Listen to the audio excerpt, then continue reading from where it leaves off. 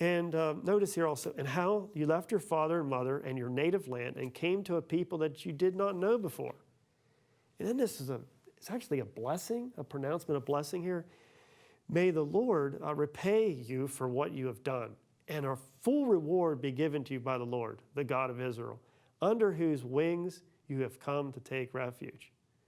Consider for a moment how Boaz understands the situation, or his obligation here. And this is an outsider. He sees her as coming here to seek refuge, to get food, to get fulfillment, to get her needs met. Coming here to Israel, but not just to Israel and to the people, but seeking shelter under Yahweh. Something interesting to note here.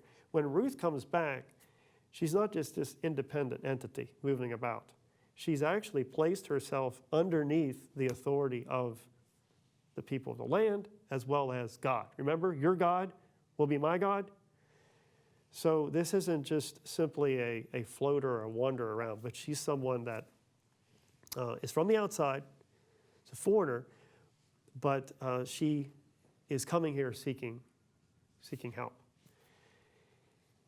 And Boaz says, may God give it to you. And then she said back, I have found favor in your eyes, my Lord, for you have comforted me and spoken kindly to your servant, though I am not one of your servants. I mean, again, put yourself in Ruth's shoes.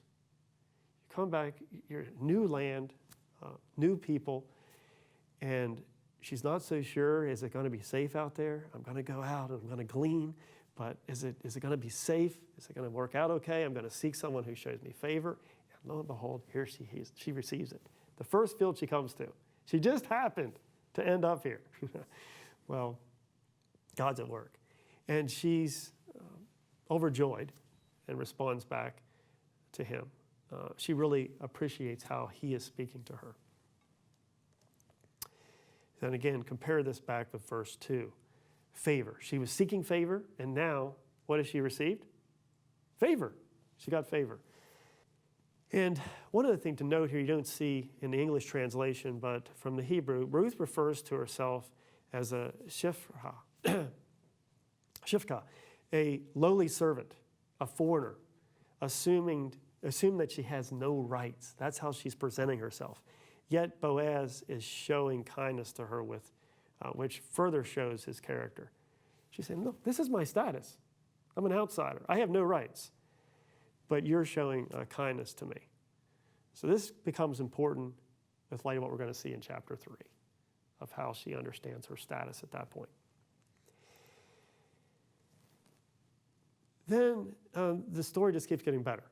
And at mealtime, okay, she's worked all morning, she's taken her rest, but now at mealtime, Boaz said to her, hey, come over here and sit and eat some, come over here, sit down here, eat some bread and dip your morsel in the wine. So she sat beside the reapers, and he passed to her roasted grain, and she ate until she was satisfied, and she had some left over. Note that abundance. You ever go into someone's house and they give you something, but you're like, boy, I wish I had a little bit more. But like, nope, that's it. Here, notice the abundance that's been given. Eat until you're full. And she has extra. She has some left over, which she's going to take back with her. But again, Boaz is showing extreme kindness to her. And then when she rose to glean, Boaz instructed his young men, saying, let her glean even among the sheaves.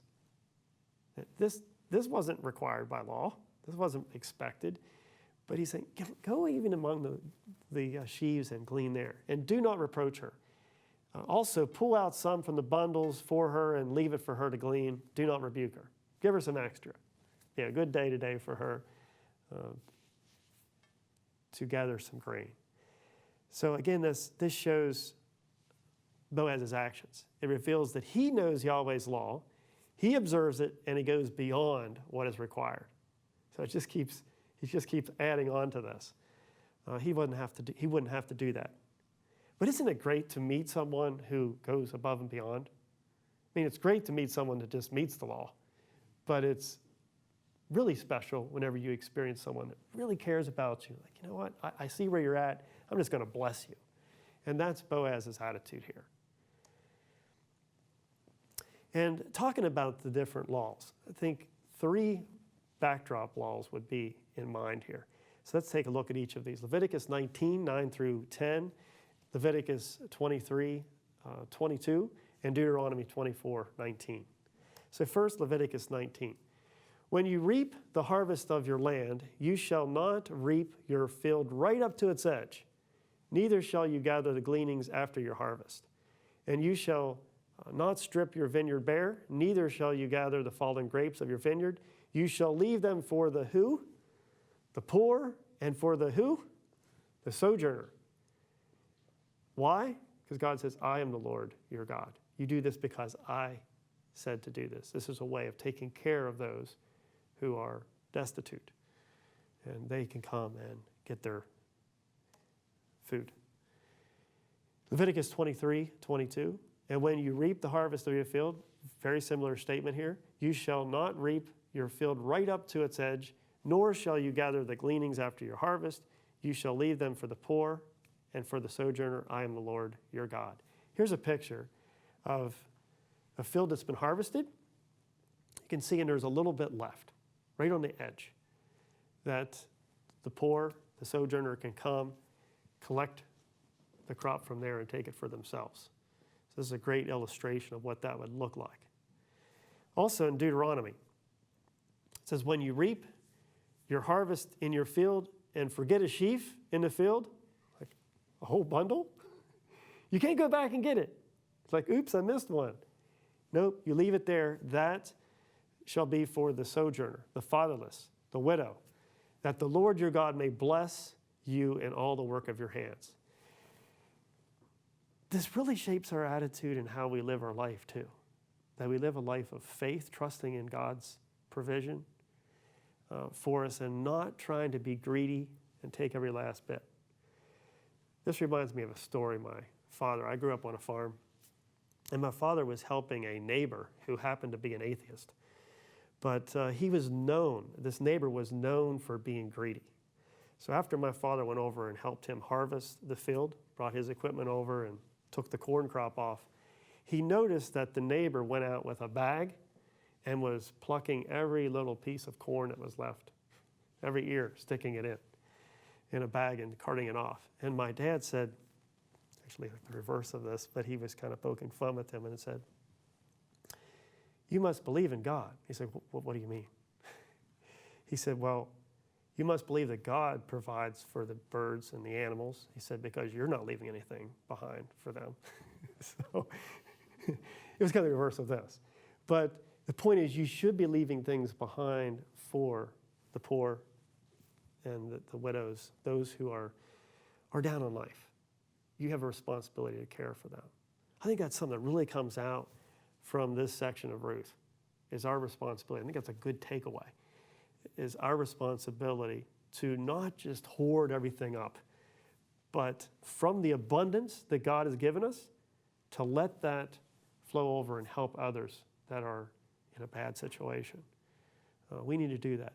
And trust in God. We do this, He's in control of your life.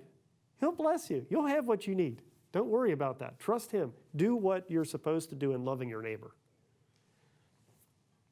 And here's a picture, by the way, of someone gleaning. See, there's stalks here that have been dropped behind, and this lady's coming behind and picking up the remnants.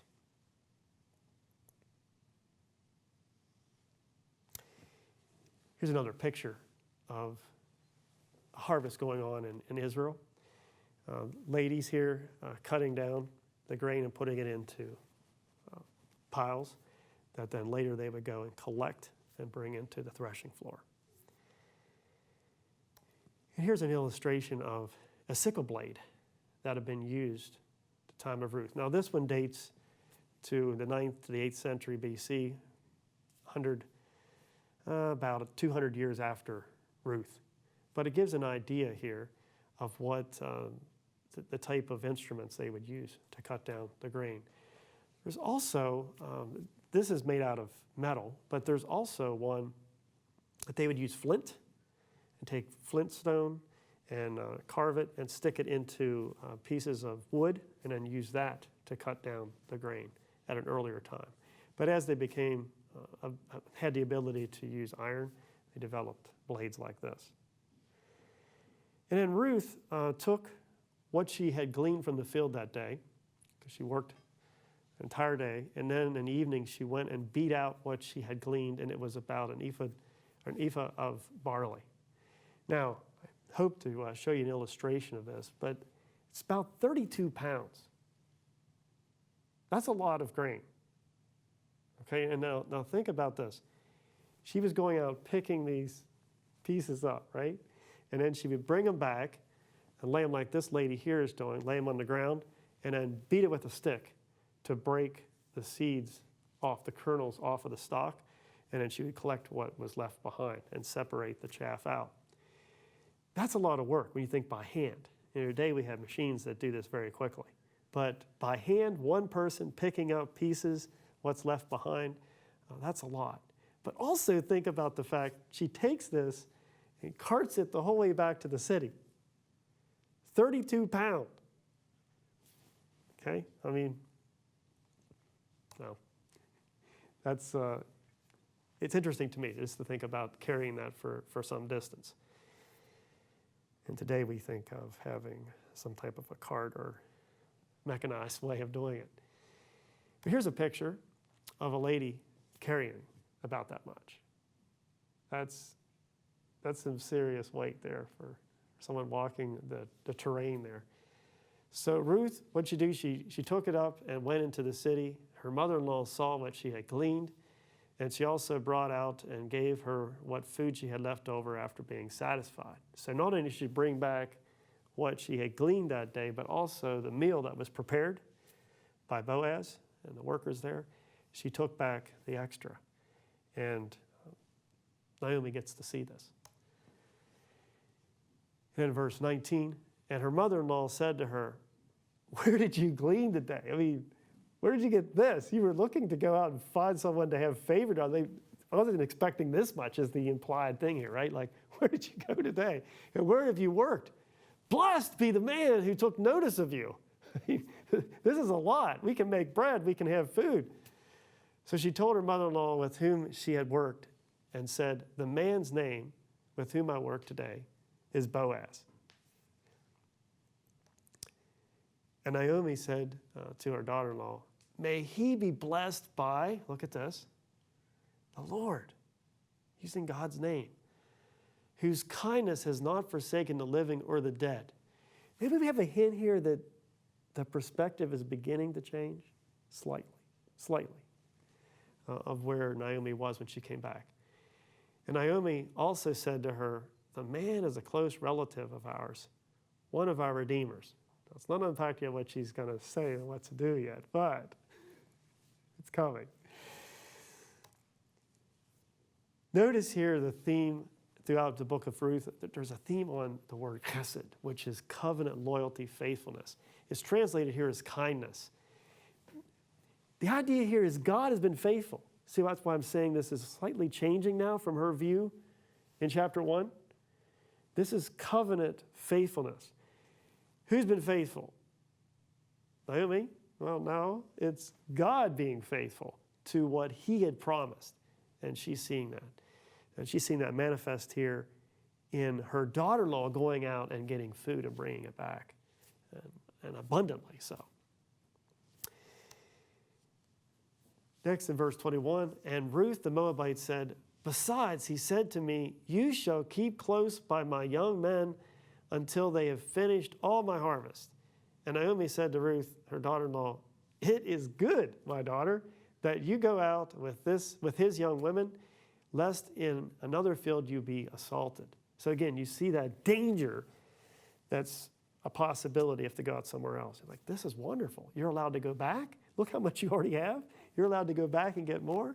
Yes, it's good for you to stay with this man and his workers. It's a blessing. And again, yes, the reminder of living in a Judges period. And then we end this chapter with verse 23. So she kept close to the young women of Boaz, gleaning until the end of the barley and the wheat harvests. And she lived with her mother-in-law during this time. So in Israel, one thing just to point out, here in America, we do our harvesting of barley, say June, July. But in Israel, it's a little bit earlier ripening season. So barley harvest is around the time of end of April, early May, and wheat is in May.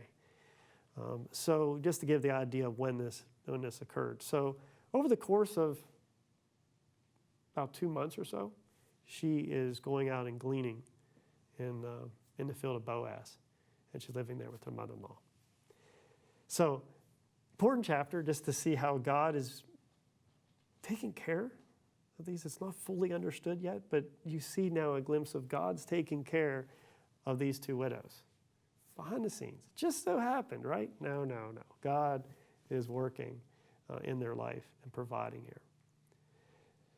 So that will conclude chapter 2. And just take some time to think about life lessons from this chapter and what we can learn about what God's expecting us to do as being faithful to what he's called us to do in his word.